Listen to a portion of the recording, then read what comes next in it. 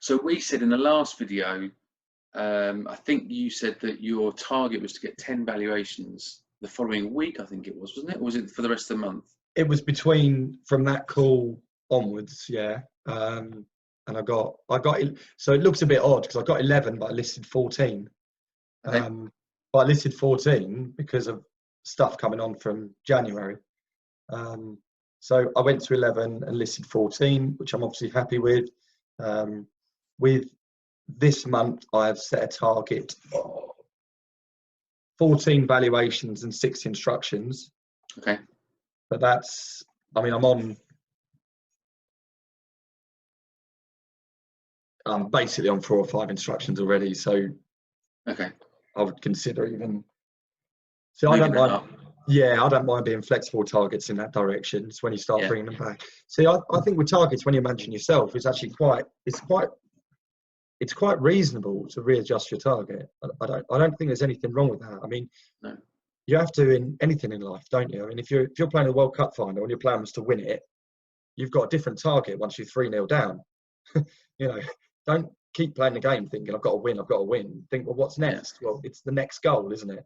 You want the next goal. So I think it's perfectly fine to readjust your targets up or down. Because again, there's no point having 5 days less of the month. You've got a target of 20 and you're on 3. Yeah. At that point, you need to say, look, you if just I get give to up. 6, I've won the end of this month. Yeah. Because it's demotivating if you go too heavy and you're never going to get there. So yeah, it's really important. I agree. Yeah, just adjust your targets. There's no shame in doing that. I don't think so. Yeah, the funny thing is, because I'd committed to a target in our last call, I appreciate what you say a bit about accountable to yourself, which obviously we are. It's sat in my mind that we was having this call. I thought I've got to announce what I've got, and I wouldn't have. I could say anything, couldn't I? So well, no, you're not here to trap me. So I could say what I wanted, but it definitely sat in my mind as, you know, I want to get over that. I want to beat that. And those 6 instructions that you're expecting to get this month in March, and I know you might adjust your targets upwards, but are they going to be second-hand instructions, or are they going to be fresh instructions? What's your expectation? I don't think you can target that because you just want to take the instructions, but what's your expectation? I mean, I've got 3 or 4 there that are sole agency to me from referrals. So I've got a few people that are helping me out. Well, helping me out big time actually, that are ex-industry, that are now out the industry, that are referring, which is great. Then I've got a lot of the valuations I expect to do are from the direct mail calls I received in January still. Yeah, I am getting out to people straight away quite regularly, but a lot of the time, if you're writing someone 8 weeks into an agreement, then they might want to come on with you, but there's still a nurturing process. Yeah, of course, yeah. So, yeah, I think the vast majority. So I'm looking at my whiteboard because I've got everything up on the wall. The vast majority of my valuations will still be direct mail. Okay. And but you're filling the pot, aren't you? You're filling the lead pot, as it were, with people that are calling you from either direct mail, awareness, referrals. They were saying to you, well, I'm still in my contract, or I'm not quite ready yet, or whatever it might be. And so you're getting those phone numbers. And we've talked a lot about the fact that, well, you've mentioned, and you've probably taught me something actually, Scott, to be fair. You know, I always used to bang on about instructions, but you know, that's great for me to bang on about instructions. But if I haven't got any phone numbers of people to call to try and get those instructions, then it's no good. So phone numbers and contact details are you know, the number one thing to help you generate those instructions, aren't they? I think so. If someone said to me, do you want 10 valuations next month or 100 phone numbers? I'll take the 100 phone numbers, please. Yeah. But you know, people do work differently. I mean, I know people target themselves in all different ways, don't they? As long as it motivates you, it does its job. Yeah. Some people need to hit 7 or 8 targets. For me, it's because of my own limitations is why I restrict my target down to one thing every month. Because my own limitations to do 2 or 3. If I've got one thing in my head, I'll achieve it. If I try and achieve 5, I'll do none. Yeah. And this is just really for people who are watching this video. What do you think about targeting valuation? So I've always been hesitant of targeting valuations. In my own, again, everyone works differently, and I don't think there's a right or wrong answer. I've always targeted instructions because if you target valuations, if you get an instant valuation through, right? So instant valuations are notorious for sometimes not, or generating leads that are maybe longer tail leads that are going to be selling in a year or even 2 years time. I wouldn't, you know, if you target valuations and you say to them, oh great, I've been out on a valuation, and they're actually not selling for 2 years, what was the point in doing that? That's just, in my opinion, that's a waste of an hour and a half, 2 hours of your time when you're not going to get business for 2 years, especially in a startup. Maybe when you're established, that's a good mentality to have. But I don't know, what do you think about targeting valuations? I know you do, but does the valuation have to have a certain level of quality, or can it be anything? No, because if you analyze one valuation, it would be like, and it'd be like if you target sales and there's a percentage that are going to fall through. I think if you analyze one valuation, you can easily say, well, that was a weak one, or that was this, or that was that. But actually, if you looked at the probability of 40 valuations leading to success, then it's quite high. And honestly, you can come out of any valuation and say, well, that was this, that, or the other. I dare you to say it on the way there. We can. I think, how many valuations have you been on where someone absolutely adamantly is trying to con you that they're thinking of getting an extension, because really all they're saying is, I want a quick valuation today, please. But the truth is they're looking to sell. And then you sit on with another agent and you think, hang on, you told me. Well, yeah, that's true. Yeah. So it's not that you're wrong, because if you look at one valuation, you can easily say, well, that one isn't really one, or that. But I think over the probability, I just look at probability. If you did 40 valuations. But the valuations you're getting are coming from direct mail. Yeah, so they're strong. So they're strong, you know they're strong. And I worry that there's people going out there, and this is not necessarily self-employed agents, this is just agents in general, are ploughing all their money into digital marketing, for example, and thinking to themselves, great, I've got out to 30 valuations from all these instant valuation leads that are coming in, and actually not, you know, a small percentage of those 30 valuations are actually thinking of moving, and people are losing sight of, you know, what really works and where the low-hanging fruit is. That's another strength, as you say, of the direct marketing, isn't it? Because a friend of mine who really knows the business, I mean, he's sold estate agencies, he's turned around he knows the business. He said to me, well, don't forget your conversion rate won't be great when you're first starting out. And I said, you're wrong. I don't say that sort of thing often. Normally I'd say, well, couldn't explain why, but he was wrong. So I just said, no, you're wrong. He said, well, why? I said, because I'm only, for the first 3 or 4 months, I'm probably only going out to people who are currently on the market. Yeah. My conversion rate would be really, really high. And he said, what, 40% plus, do you reckon? I said, no, like 70% plus. Yeah. It will be. And it is. I mean, well, it's actually such 140% last month, because it's something like 14 listings from 11 valuations. That's, you know, whatever that works out to be. So for me, that's another strength of the direct marketing, is the people you're talking to. Those people on the market are either going to live in that house forever or pay an estate agency fee. They're the two options. Yeah. True. And so, just in terms of going back to your own expectations for March, how many sales you're going to get under your belt? What are your plans for March and sales agreed? I haven't targeted sales, is the truth. Which probably sounds a bit odd. I don't feel like I'm in a position to, because I haven't got to the point where I'm nurturing my stock. You know, and that's coming soon, where you start to have those conversations with people on the market, and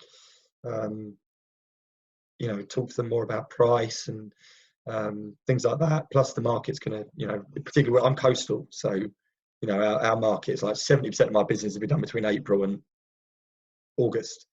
Right. Okay. If you just went from pure ratios, if you've got a target of 6 to come on this month, given previous stock, I'd like to sell 3. Yeah. So your strategy really from the middle of January when you started was build the stock, forget about managing that stock at the moment, and then obviously I guess probably come mid-March you'll start probably nurturing some of that stock and educating them on the market, having a look at comparables, seeing what else is selling to educate your clients. I guess I'm guessing that's your strategy, is it? If they need it, you know, if they don't need it, because it's looking really strong, then that's fine. But I'll know the stock better then. I mean, I Yeah. don't think it's fair to take a property off the market with another agent within 1 month, or to be telling them where they should be. You've got to get to know the situation and the property. And again, being coastal, see, for me, it's really bad advice. There's agents that are pushing people who listed in November to reduce in January. Right. I live in Margate. We're on the coast. We are. It's like operating a Santa's grotto from January through to November, realizing you've been a bit quiet, then slashing your prices.